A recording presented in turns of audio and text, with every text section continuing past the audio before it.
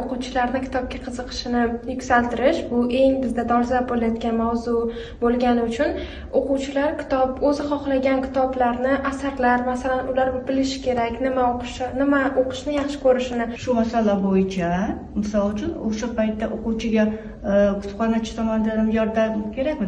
Albatta, kutubxonachini yordami juda katta bu jihati bo'yicha, chunki kutubxonachi ancha ilmga ega bo'ladi va u ilmlarni o'quvchilar bilan bo'lishsa juda yaxshi ish bo'ladi.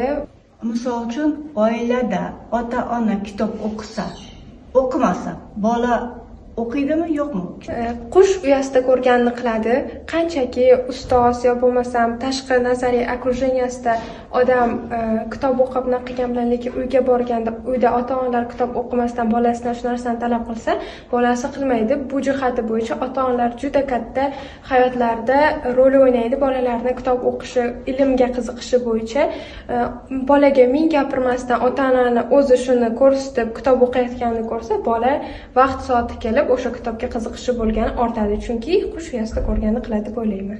Demak, kitobxonlik oiladan boshlanadi, to'g'rimi? To'g'ri, kitobxonlik oiladan boshlanadi.